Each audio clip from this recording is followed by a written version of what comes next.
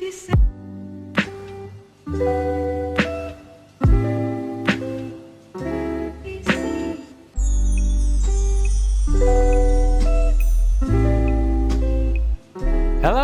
welcome to Roundtable. My name's James. You might know me online as Mr. JWW, and today I brought together an eclectic and crazy bunch of car fans and creators who I shall briefly introduce yourselves now before moving on to the Q&A. So, this is Sam from Seen Through Glass, also known as a YouTuber.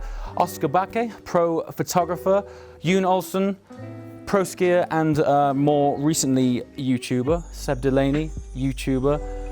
Tommy, aka Ultra Baller and all-round party boy, but massive car fan. Talal, massive petrol head, and Sultan, who we will talk about shortly, as creates some of the maddest car contraptions to have rolled this planet. Anyway, today we're going to talk about the way that cars unite people and the wider impact that the social media's had on the car world. So I'm going to start off with the first question, which is how did you get into cars? I'm going to start with you.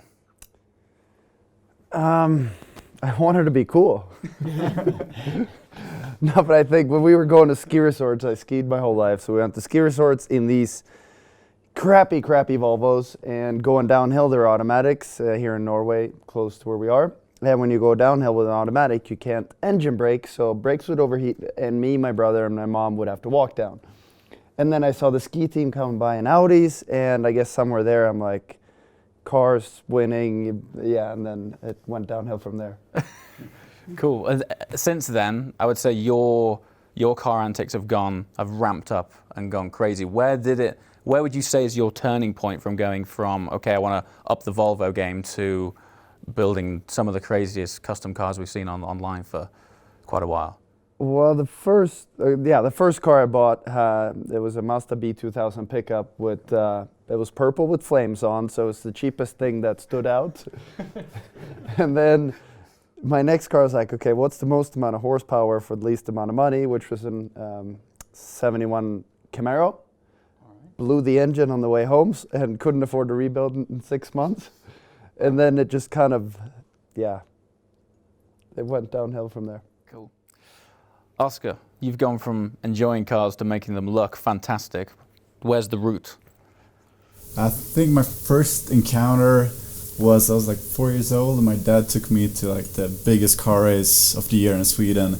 And I had no interest in cars before that. And then I remember we were overtaken by Lamborghini Diablo on the way there. And I was like, wow, okay, so this is like, there's some nice cars out there. And it was like a full day of racing and everything. And since then, it's like, yeah, I've been gas in my veins. Cool. So why is it that you went from, like, obviously early age, interested in cars? For those of you watching who don't know, I've said it in my content, when Oskar presses the shutter switch on his camera, magic happens. You seem to make everything look good.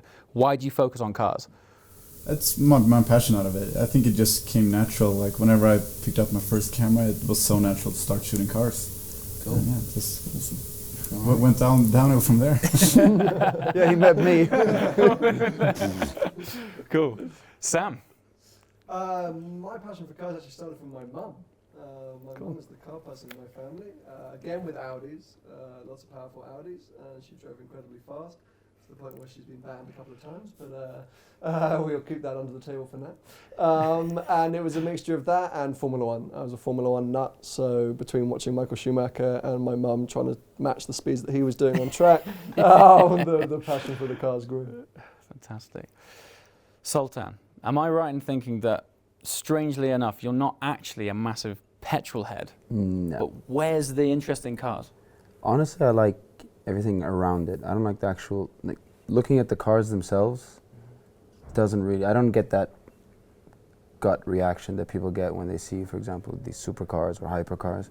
I appreciate them. I know what they represent, but I just don't get that. But I think that also helps me kind of focus on creating sort of stuff for Team Galag. You know, I like to see what I can do with that in terms of videos, pictures, or events or something like that.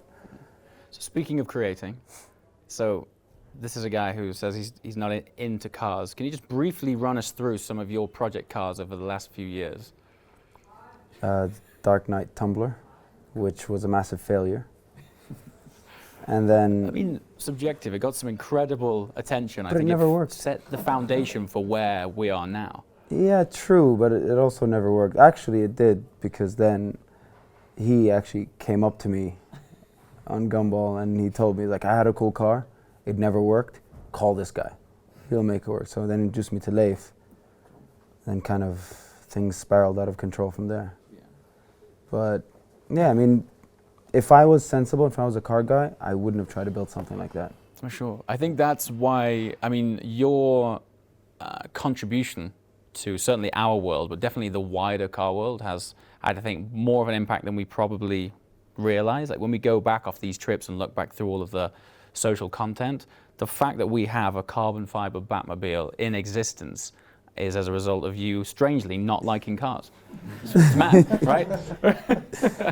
It is a very cool, kind of weird thing. Now, to interestingly, gentleman sat next to you is your elder brother.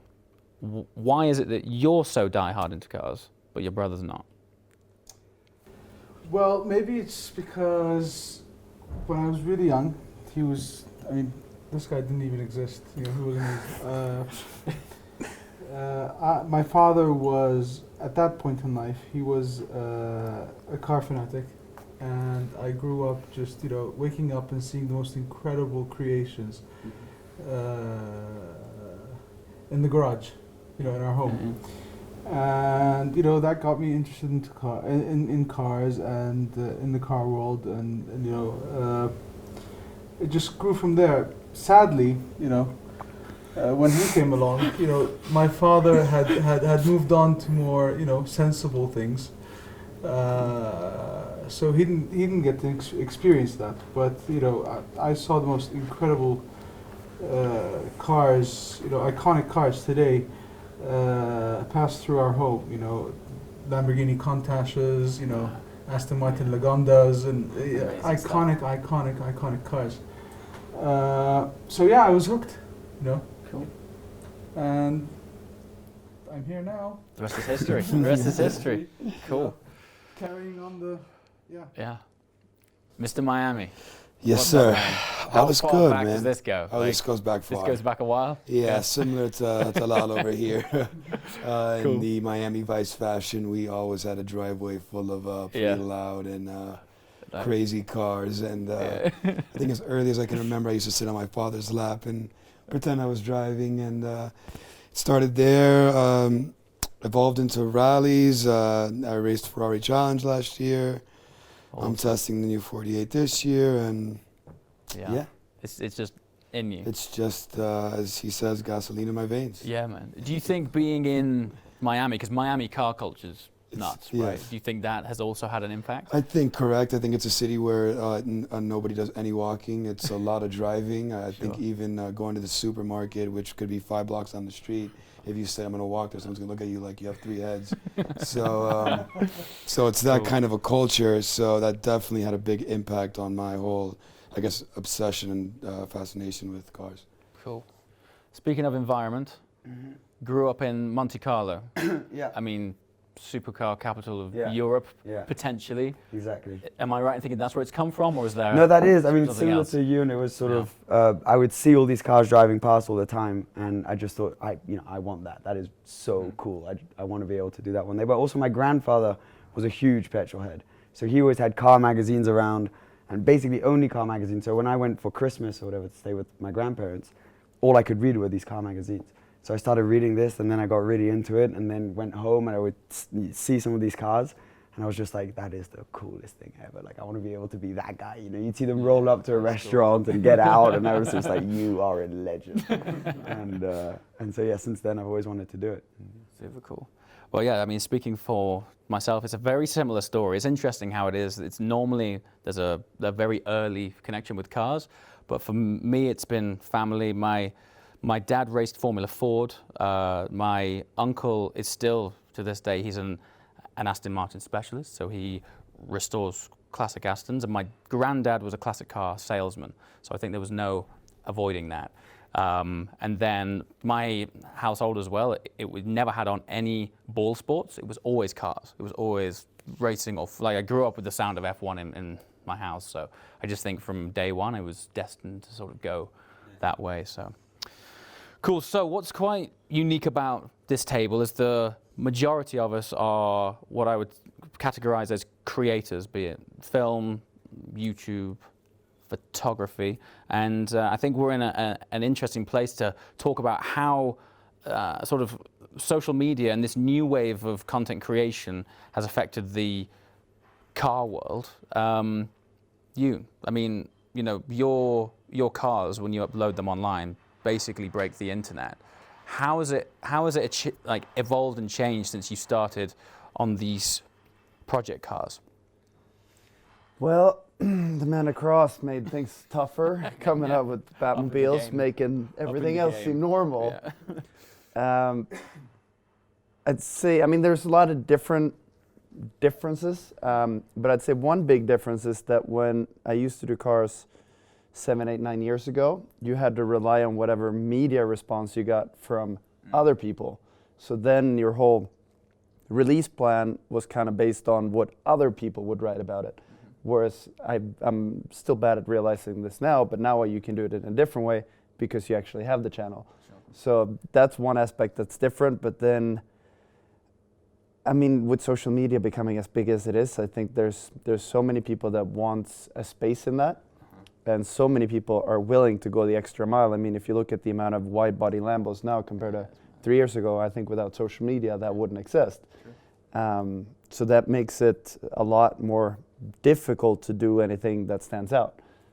Yeah. And I think for me it affects, like, I might like something, but I know, okay, if I like two things equally, I'll look at what do I think will do the best online. Yeah. So these days then you're both buying and building cars for some to a degree the audience as well as yourself? Well, it's like I have sort of a mental problem. Every time I don't build something, I'm like, I love this old Audi A6 diesel. I don't care. It's so no problems, nothing breaking, no cars being late. Yep. And then some other days I'm like, you want the maddest project out there. Yeah. So I still don't have a solution to this. Cool, right. Can I just say something? He always blames me for him doing crazy stuff. Yeah. But if it wasn't for him, he introduced me to Leif. So he created this monster. So it's like but you already built the Batmobile before that. You built a rebellion. You've been doing some pretty crazy cars quite early on, you know. I think so. I think we met Gumball, 2011, I think. I think you had the PPI R8? The mad R8. That should have been Yeah. I remember sat on a curb in Vegas because the fuel pump had broken, and we were. Was it 12? Okay, cool. That was the biggest piece of crap car ever. Yeah. It looked Were amazing. you were with? Yeah, we got the car. Amazing.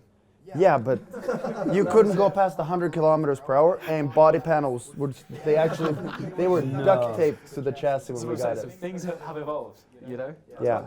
Since then. This is the first trip that I'm at where nothing. Well, no, yeah. This is the thing with like building I cars. think you've still used duct tape on this. Cool. So Oscar, you've gone from shooting cars as a passion. Earlier this week, you were showing me some incredible work that you've done on a commercial side. In between that time, social media. How has that helped? How has that not helped? Is it a good thing? Oh, it has for sure helped. I would say that the photography industry around automotives is that first is like all the marketing is through social media, more or less, and that's how you get out your name. And for me, it's like people, especially guys, have a huge interest in cars, and if you shoot cool cars, people pick up whatever you do. Yeah. And that's how I met this guy, and now I met all of you. Yeah. From the one side, it's like this day and age, it's as easy as ever to put content out there. But on the same token, has that created more? Like, has it become more difficult to get awareness for your own work because everyone else is out there uploading? I think this social media kind of changed. I know, like, that like a commercial picture for me that like that I do for work would maybe not work for social media. But today, one picture of Jon drifting his Royals in snow that works, or like a Batmobile being chased by police. Like that's for social media. Totally. Yeah. So yeah, it's for sure like Awesome. made it different. Yeah. But I have a question. So for you specifically, because you have a specific style, and getting jobs through social media or whatever is based on that style. So because of social media and that accessibility, does it annoy you, or does that when people copy that style, or is it more flattering? So when you look at people kind of trying to do the Oskar Bakke look. I don't know what's like what my look is. Yeah, actually, I don't know when that. people Your look copy is it. magic. But no, I think that's more like an honor that people like my style and want to do something similar. I'm glad you said that. Because we've all been trying this week. I just wanted to know, because then when I start putting pictures like yours. So as some context, Sam, myself and Seb are in a similar world in that we are predominantly automotive YouTubers. So I guess, sort of bounce this amongst ourselves. How would you say, since getting into YouTube, filming cars, I mean, how would you say it started to shape the world which we operate in now? I find myself conflicted, I think, as a social media professional and a petrolhead, because it's great. I can go on Instagram and see all the greatest cars in the world. I can film and photograph these cars myself. But as a petrolhead, I feel like it's made me a bit blasé. I can walk past incredible cars now in London, in Monaco, wherever, and not really bat an eyelid, because I've probably seen a picture of that car on Instagram 2 weeks ago. Yeah. And even on this trip, we are in the middle of nowhere, in Norway, in towns I cannot pronounce. And we went to a petrol station earlier, and you were driving your R8. It's a beautiful colour. And we pulled up, and I was hoping or expecting people would lose their minds, because I don't imagine you get many R8s in the middle of nowhere. I don't know, maybe you do. But no one really bat an eyelid. And I do think that's largely because social media has made people a little bit desensitized. Because there's just so much content now from everyone sat at this table. We share a lot of images of great cars around the world, and maybe people don't get so excited when they see them in the flesh, which I think is a shame. So yeah, as I say, I'm conflicted with it.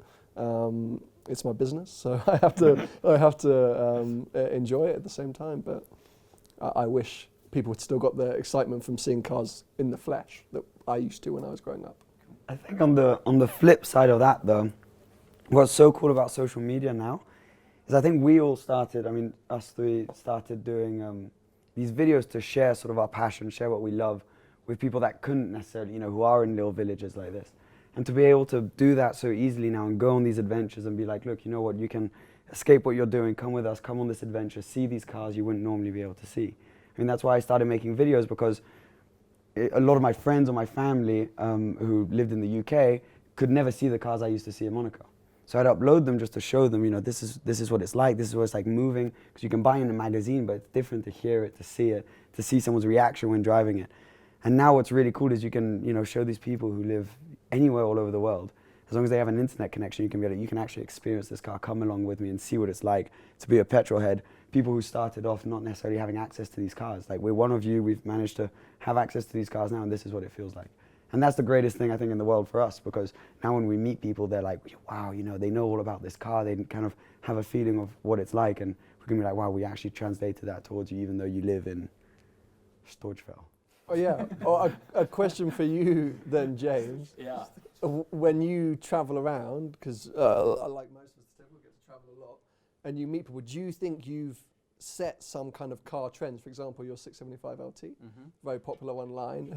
Do you think you've spiked the sales of LTs? Do you hear that? Do you think that's...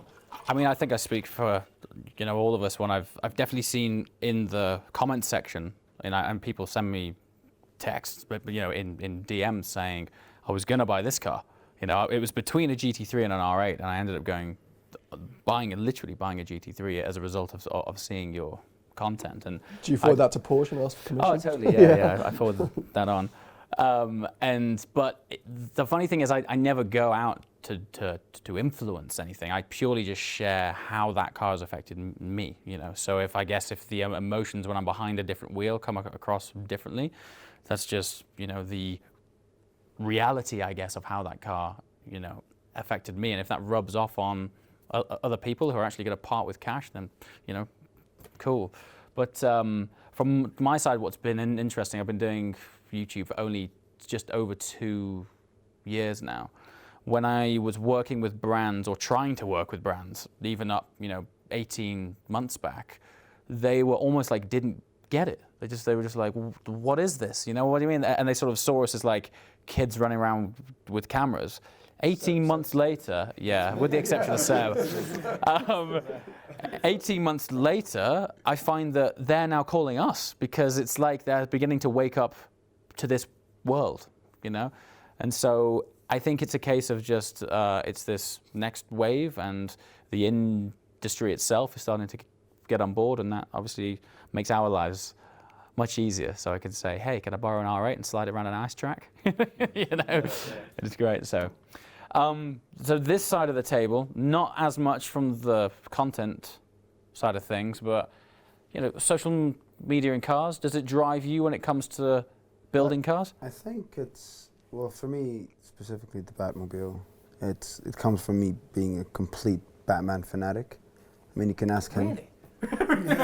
Don't say. I saw you as a Superman kind of guy. So, yeah. Right, but it came from that, and I feel if I look at social media to sort of guide that, that's a black hole. Yeah. Because that'll never satisfy everybody, and you want to keep doing more and keep doing more, and it's not a healthy way, I think, to look at it, to have social media drive what you do. But I guess for you guys, it's the line of work. So also I kind of deep into that. Yeah. You're kind of way too into it. But it's a sort of thing. I think for us, it's like, what do we like to do and what would we like to share, rather than what would the audience want, in a way. Yeah, in a weird way, it's kind of like that. But what do you think? I mean, for me, it's a bit different, but yeah. Good. You do the thing that you love, okay, and if the reception to that is positive, then great, but if it's not so great, if you're happy, then that's the important thing, because you actually did that for you rather than for anyone else, thousands of people that you might never ever meet. Sure. But going back to your question about social media influencing things, you definitely get ideas. There are a lot of people out there. Not necessarily from things that are actually produced or available, but there are a lot of creative people out there with wild imaginations. And you see some of the most amazing renderings of what could be. No, this guy never shows you anything until he does it. This is true. Yeah. Sometimes there's a tease every now and again, right? But no, for sure. But so you definitely you see something. You see an Instagram post or something along those lines, and think, and that that initial thought grows, and a snowball effect, and then at some point, that little idea becomes or one form of that idea, or that inspiration becomes a reality. I think that happens a lot with specs on cars. So like the camo, which you that's the most started. Basic. That's the most basic. But yeah, people take on my Mazda CX-5. the red paint. Exactly. Right. Yeah. Totally. Buying a car, getting ideas. So yes, it does influence certain aspects. Yeah. For sure. But I don't think it's the driving force behind the decision. Cool. So Tommy, social media in cars for you, how do they come together? Social media and cars, I think, and this happened just a couple days ago, I think it plays a role in car culture now. It's bigger than ever, because even like these spy photos that you see, right? Where before you'd almost have to, I remember seeing them in car magazines back in the day and them being wrapped up. Now, you know, Talal just shows, oh look, the new 48 Speciale or whatever. I mean, it's just crazy, and within one day, everyone who's a petrol head now knows what the new 48 Speciale looks like. So going back to what Sam said, I think it's desensitized the majority of petrol heads to all these, you know, outrageous cars. Is it a good or bad thing? I don't know. I personally love it because, like I said, within, you know, an instant, I can see how the next latest and greatest supercar is going to look. Yeah. And but that like takes all the fun out. Like, it kind of does. It kind. Again, I mean, But I'm impatient. Yeah, me too. I want to know, but not everyone. I have this theory. I think social media is changing the whole industry in a way.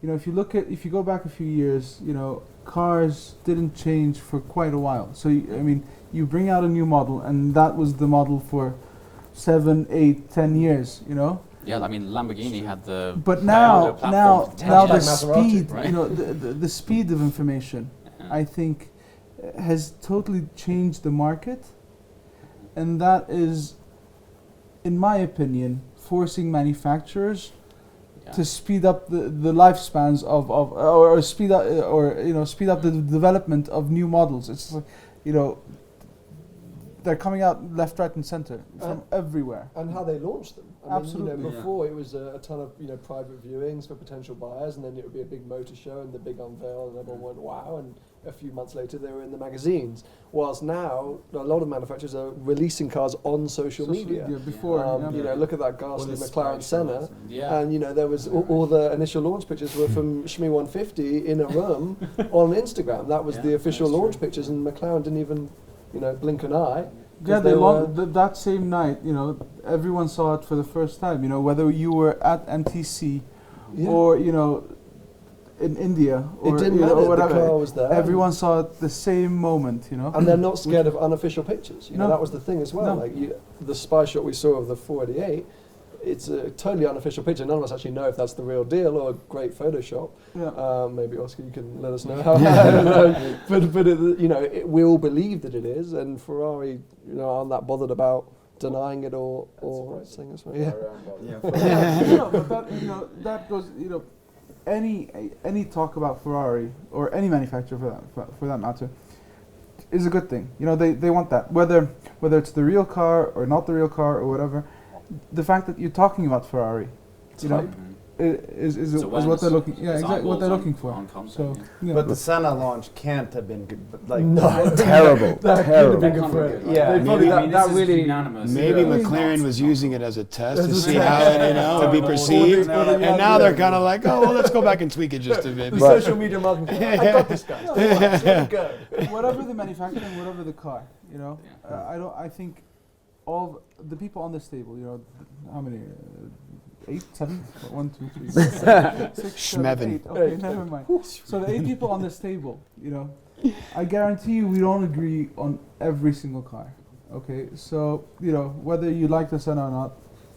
No, but then I saw a black one, and what I mean is that they could have controlled They the first picture and the absolutely. first But impression. that's Sure. no, but Sure, you that was the see, real that's another indicator that this is the beginning of, you know, they're just trying to grasp the realities of social media and so on. You know, it could have been any other color. You could, it looks amazing in darker colors, okay? But they chose orange, you know. With blue lighting on the night. With blue lighting. I mean, So, it yeah. was real. it was I think it's a learning curve. Sure. And they're still at the beginning of that. I think Jon was saying about the surprise. I think you try to do that with every car you build.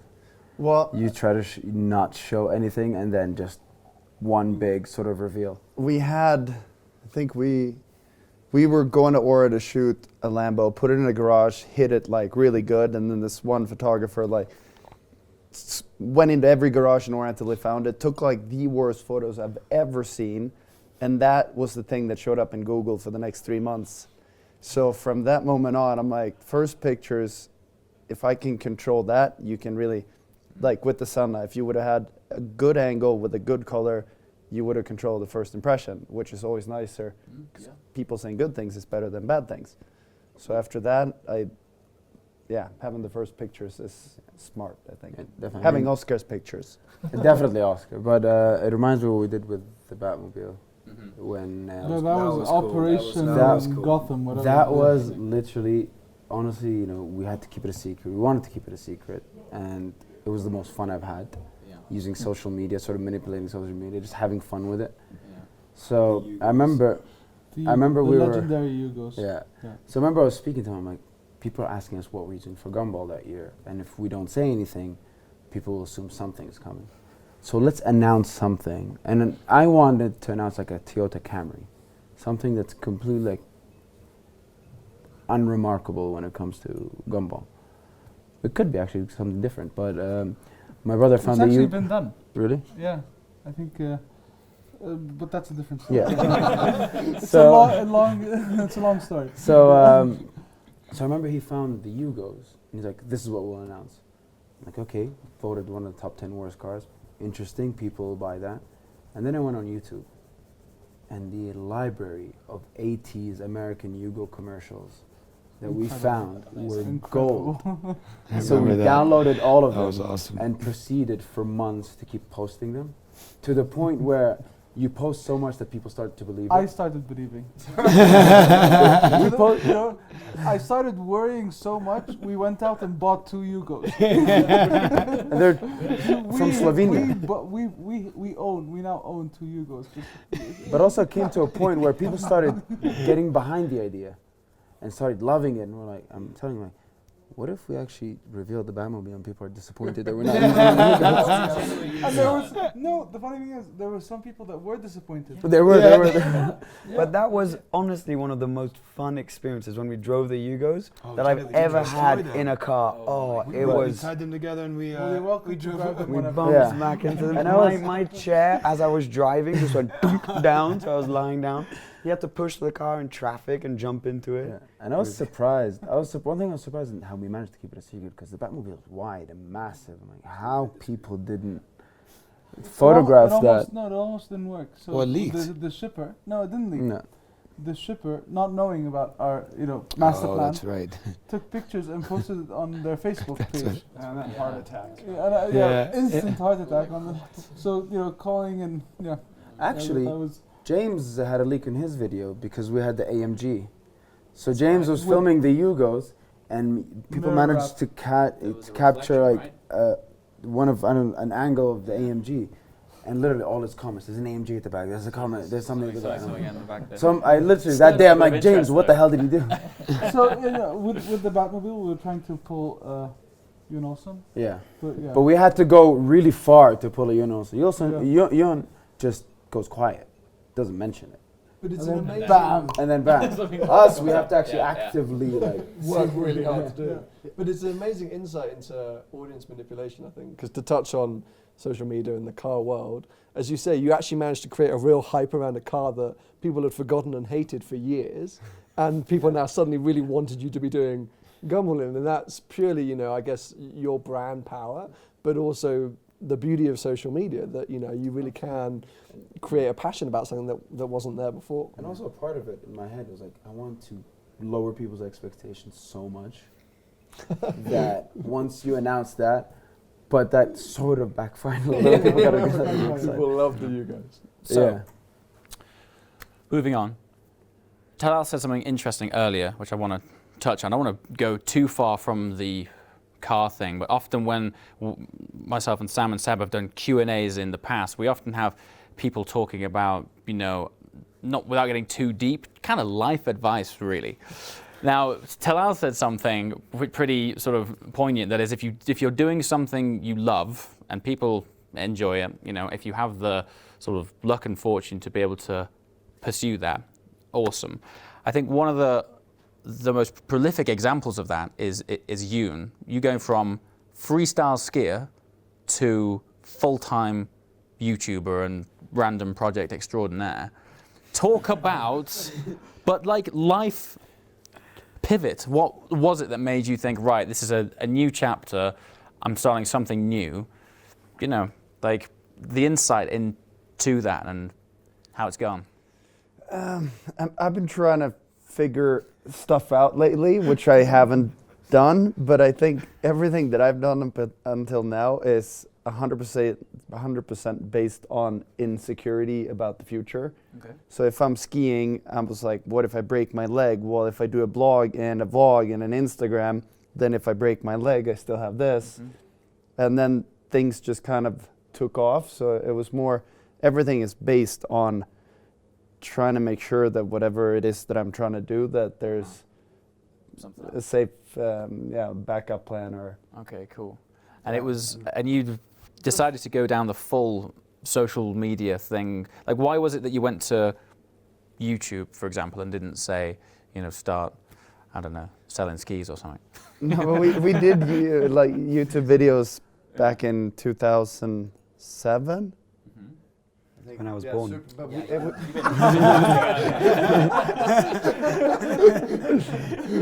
Great year, yeah. No, but that was always based on shooting skiing. So as a professional skier, you compete and you record ski movies. Mm-hmm. So then filming was a natural part of that. And when I saw those old videos, I was like, I want the memories. And that's what made me start doing daily vlogs. Well, it wasn't actually a plan. It was more like, let's do a vlog. Oh, we'll do another one, and then... I know how that is. And terrible idea. Yeah. I've said... That was the viral. fact that, you know, it's interesting what you said, you know, I was skiing and what if I break my leg? I have a backup plan. The fact that, you know, this has become a backup, you know, a viable backup plan Right. Yeah. in the past 7 years, you know, 7 to 8 years is incredible. It's madness, right? It's incredible. Like, your backup plan didn't exist as a format 5 years ago. Yeah. No, when we started with YouTube, Yeah. we didn't even start with it. We built our own player because YouTube wasn't a thing. So Yeah, we built our own that's video player, and I paid a fortune for the servers to host all the... Really? I mean, Wow. these 4 megabyte files. Upload. It wasn't 4K back then. Yeah, 320p or something. No red camera. Yeah. Yeah, so on that note, Oskar, how long have you been shooting for now? Got my first camera maybe 10 years ago, something like that. Cool. And quite quickly started like kind of semi-professionally Yeah. outside school. And I met you during school, and just right when I graduated, you started working for you. Cool. So it's some sort of like, almost without giving advice, but, you know, wider words of wisdom to people who might be looking to carve their way through. What do you think it's been for you that has, you know, clearly led you down a path that's been so successful in your field? Like, is there a key to it, or? I think for me, I've just like loved to create good content. I haven't really strived for becoming a professional photographer and make money out of it, but just to get good photos and enjoy to do whatever I love. And now to be able to make a living out of it is amazing. And I think a lot of people just like, how do I become a professional photographer? And it's like, take a lot of photos and just like do it. And have fun and like, try to make it better every day. Yeah. But I think there's one aspect that you're maybe not realizing the value of, and that's you being as humble as you are. Yeah. Like that is, Yeah. I think, the one thing that makes everyone just like you. No, but you're good, you work hard, but being humble. He is humble, but then sometimes, you know, sometimes it gets to me. I'm looking at a picture that he does, I'm like, oh, that's incredible. I was like, it's okay. It's all right. Come on, man. Yeah, but not in a cocky way. Yeah, not in a cocky It's just way. he doesn't think it's Yeah, good. he doesn't think it's great, but you know, all of us, you know, our jaws dropped on what he does. Yeah, It's it's incredible. crazy, man. Sam, why do we upload video to YouTube every day, man? What is it? Brilliant question. I shouldn't have to.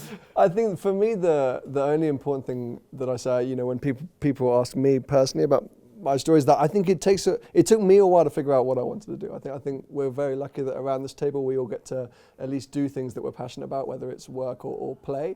But I floated around for 8 years or so in jobs, and I enjoyed a lot of them, but there was always something I was unsatisfied by, and I didn't know if that was the money or the boss or whatever it might be. And I started doing YouTube as a hobby, as a way to distract myself from not being very good at my job. And then before I knew it, it's now become a full-time profession, and I can sit here and be like, oh, what I do what I love. But that was an accident. I didn't set out to be a car YouTuber or even to work in cars. So I've only realized that it's my passion much later on. So I think that takes a while to work out what you really love. And then, as we've all said, it's very lucky to say that that's what I do day in, day out. But it was a bit of a fluke, if I'm really honest. So I'm now just trying to claw onto that fluke and keep it for as long as I can. I remember I met Sam in Starbucks when you had like 200 subscribers. I and thought you were a billionaire from Monaco and you down the stairs, and I was like, oh, no. I was like, this guy's really good. And so we met up in Starbucks, and yeah, as you say, you were just like, look, this is just a hobby. This is what I want to do. And then back then, I'd like just seen like this thing is coming, and I remember telling you like, dude, keep doing this, keep going, keep pushing, and it'll become a thing. We had a very similar thought. I was 8 years old. You were 8 years old. I was so disappointed. Hi, I'm Seb Delanney. I'm really big in Monaco. Like, I'm flying over to London. I was like, wow. And then Seb came down the stairs. Like, really? I was like, damn it, where's your dad? Tommy, any like, so back home in Miami, I'm going to class you as a pretty successful guy. Clearly loves life. Yeah. Any, just basically, like maybe a little too much, a little too much at times. But no, it's infectious. You know, I think it rubs off on us. You know, like the vibe from you like absorbs into me in the morning. I'm like, how is this guy so on fire right now? Coffee, man. Yeah. I mean, I'm telling you something. Like, he's not. You know, he should be a YouTuber. You should be. Yeah. Yeah. I mean, your channel might be on another platform, but for sure. Perhaps, yeah. But I mean, you know, do you have like a sort of mindset that gives you such an outlook on life? Like, what is it that gives you the vibe? I have no idea, to be honest with you, but my, like going back to what I say every morning when I wake up, it's a beautiful day to have a beautiful day. Or even, I just don't even like to approach negative situations. I'm not a yogi by any means, don't even put me in that category, but I'm just not a bad energy fan. I can tell, and I man. believe that it is contagious, the same way that you're saying it's like coffee in the morning. And I agree that the people you surround yourself with kind of ultimately determine who you are and who you're going to be. So I think if you keep spirits high and you know, this, that, the other, goes without saying that life is too short, man, to let any negativity come in and, you know, Sure, man. I'm not going to cuss on camera, but ruin anything. Yeah. So yeah, man, that's kind of the way. All right. I like to keep things moving. Yeah. So I'm gonna position this as brothers, really, because in a way I'm going to assume that Talal's sort of influenced you as you've grown up, and like, you know, what's life like as you two growing up? How have you kept him on track? What's the motivating factor with you guys in life? Can I be completely honest? Yeah, that's what we're here for. There we go. There's no. The fact that there's quite an age difference between me and him, and that for about, how long was it? For about 8 years we lived apart. Okay. You know, and More than those, that. Minimum. Those were his formative years, if you like. Okay. So I can't take any credit for all the good stuff, and I can't be blamed for the bad stuff. Okay. More importantly. But you know, since reuniting, and it's we have definitely, you know, with Team Galag, for instance, you know, I started it back in the day. Sultan was busy with school. There is no way, in my opinion, it could have reached what it has today without this, you know. So yeah, everything we do, it's definitely better because he's a part of it, you know. And Awesome. And I think with him, he keeps me logical. Yeah. Because I get a lot of ideas. He built a Batmobile. You know, Great job. Good job, dude. but I get a lot of ideas, What's and I want to next? go here, I want to go here, I want to do this, I want to do that, and that. And he goes, "How is this connected to?" You know, he brings it into a center that I can kind of focus on, and the fact that he always has the final say also. Cool. Yeah, Also helps. that too. Yeah, you know, every time we're doing For something. now. Yeah. I think what he said once, I started Team Galag, it was doing well, then you came and gave it steroids, and everyone kind of went nuts. Well, so far it's But great. it's, Yeah. at the end of the day, through Team Galag, honestly, I met most of the people. Tom I met People. through friends, and everyone who does It the has tours with us, absolutely, and it's been a vehicle to meet incredible people. so and for us, it's been a pleasure, kind of using this vehicle to meet everybody and And Have share the memories. journey continues. This is it, man. Yeah. This is just the beginning. Yeah. So I'm going to round this up with a story that I each want you to reply to, okay? And this is to summarize basically what is the point in what we're all doing. Because from the outside, I'm sure it looks pretty crazy, but the story goes. So I have an uncle, lovely, lovely man, but he's interested in gardening and stamps and things like that, and has absolutely no understanding about what I do and why I would spend so much money on these completely pointless cars. And I sat down with him one Christmas and he was like, "So I've heard you've bought another car that's too fast and too expensive." I'm like, "Cool." He's like, "So it's in your garage, now what?"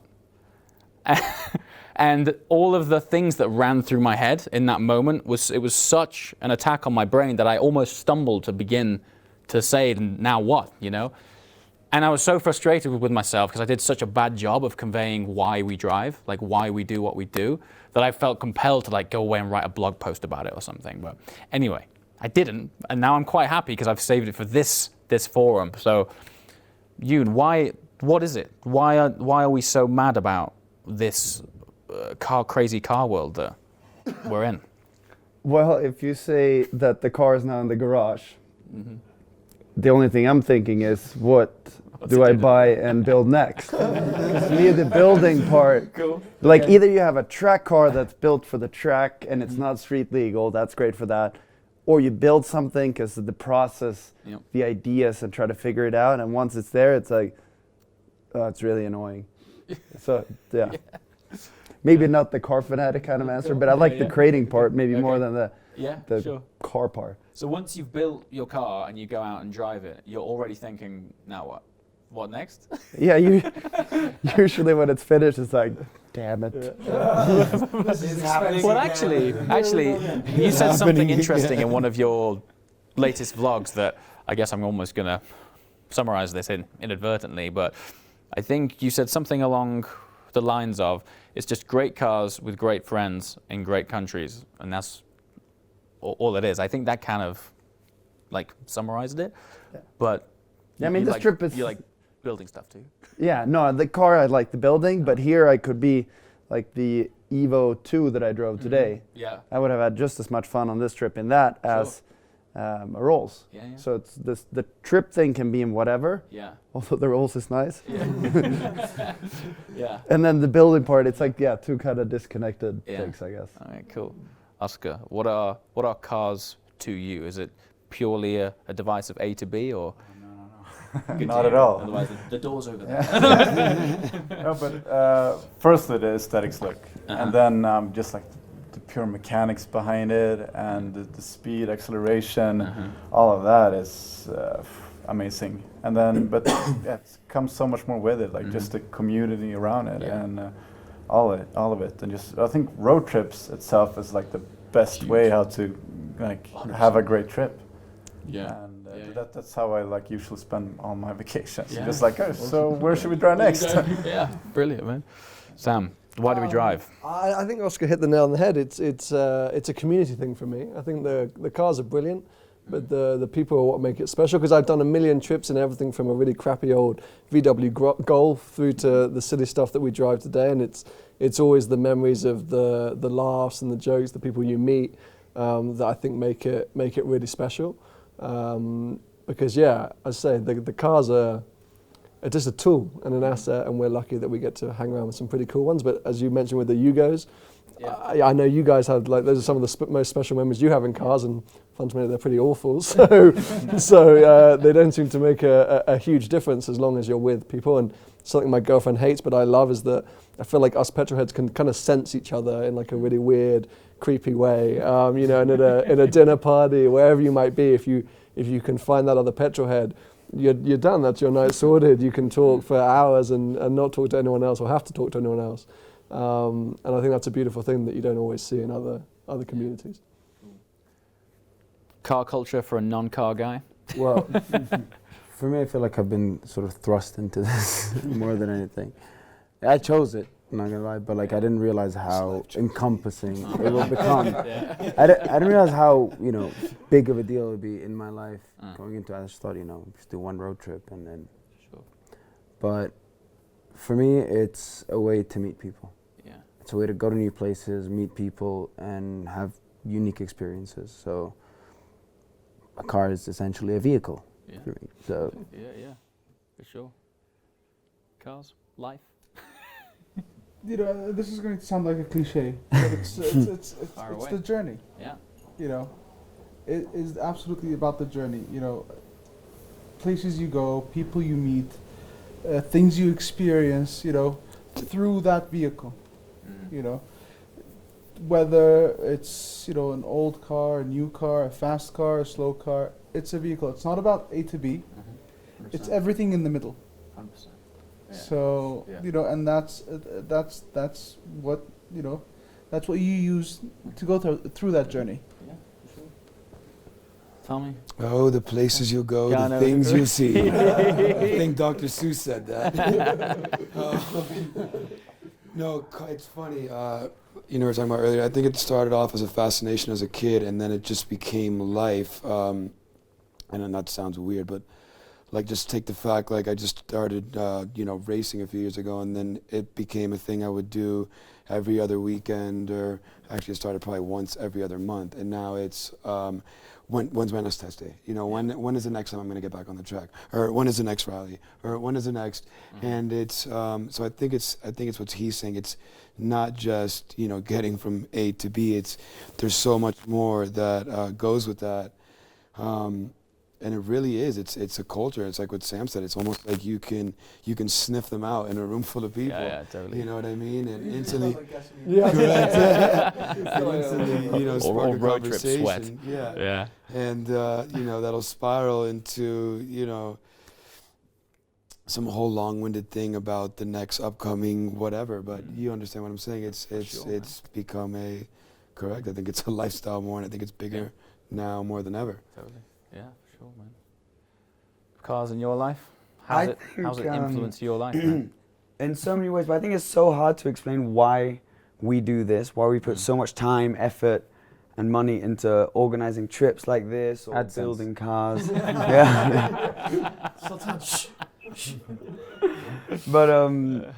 But yeah, I think it's just a trip like this specifically. It's just everything we like is in a trip like this. So there's the cars. We love the cars. We love the people, meeting the people, and we love the trip. I mean, you said this to me the other day. You said, what's the point in flying somewhere where you go from somewhere and you land somewhere else, but you have no idea what was in between? Where you, like when we stopped to take that photo where we were all together with like the lake in the background, like you'd never see that if you were flying.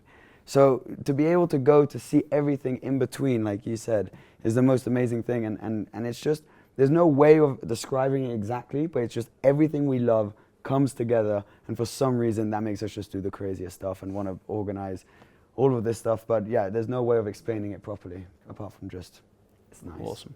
I think my closing example will be, I was invited out to Hong Kong at the beginning of last year. Never been to that part of the world in my life.